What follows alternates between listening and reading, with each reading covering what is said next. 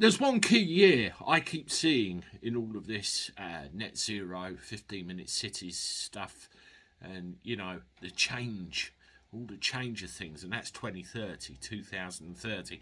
It's only 7 years away. It seems like a lifetime, but it isn't. It will come around really quick, and it's amazing how that's the same benchmark they're all aiming for. Well, I was sent an email earlier by a subscriber with some information in it and an article about paper mile charging for driving with regard to hitting this target of net zero, and I want to tell you what it is now.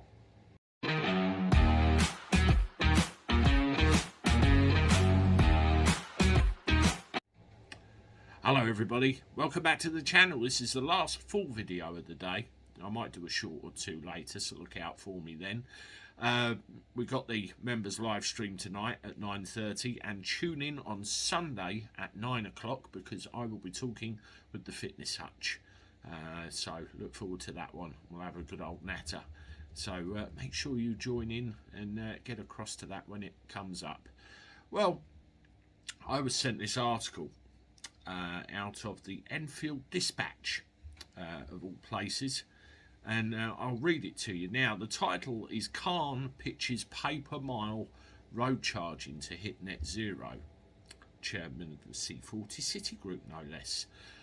London Mayor outlines measures needed for capital to meet carbon targets, reports Joe Talora, local democracy reporter.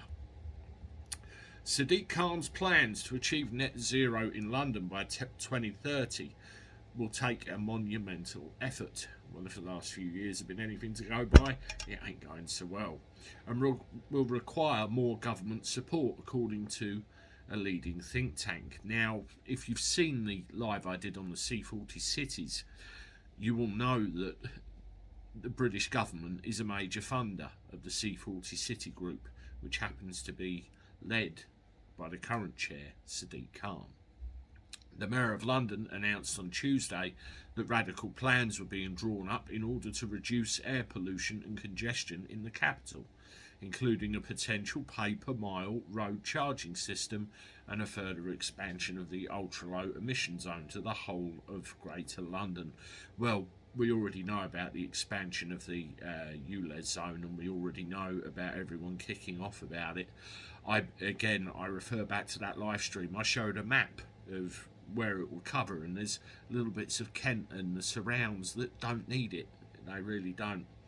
It comes following the release of a report commissioned by City Hall that found car journeys would need to be reduced by 27% by the end of the decade if London were to achieve its climate change goals.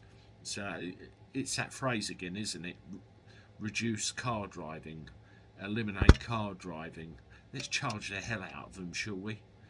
Nick Bowes, Chief Executive of the Centre for London think tank, has said that the Mayor's plans are to be applauded, but stressed that there will be very difficult decisions to make if London is to reach net zero by 2030.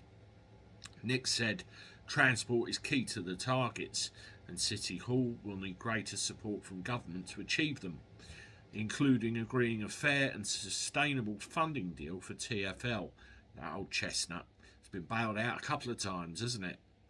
The Mayor is right to point to the need for something beyond current initiatives like ULEZ, and Centre for London has long called for a fairer system of road user charging.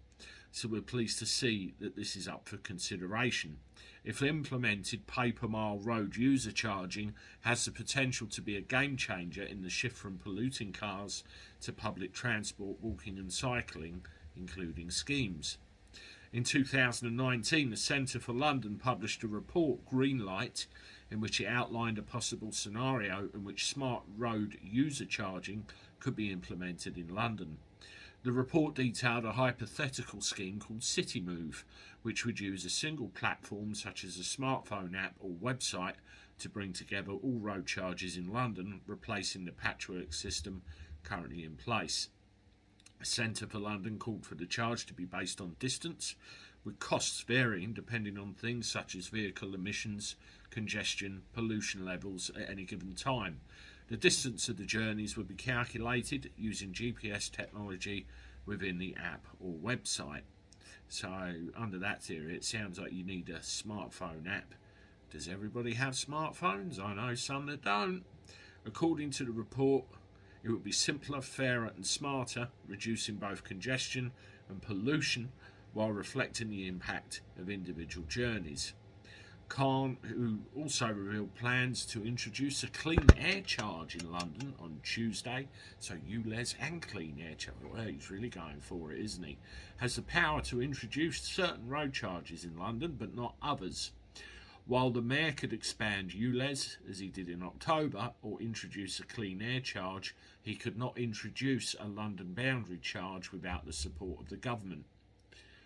Though it was included in Khan's list of options presented on Tuesday, the proposed £3.50 charge for drivers to enter London looks to be dead for the time being, with outgoing TfL Chief Financial Officer Simon Killenbach having revealed last week that the option has been ruled out for now by the Transport Secretary Grant Shapps.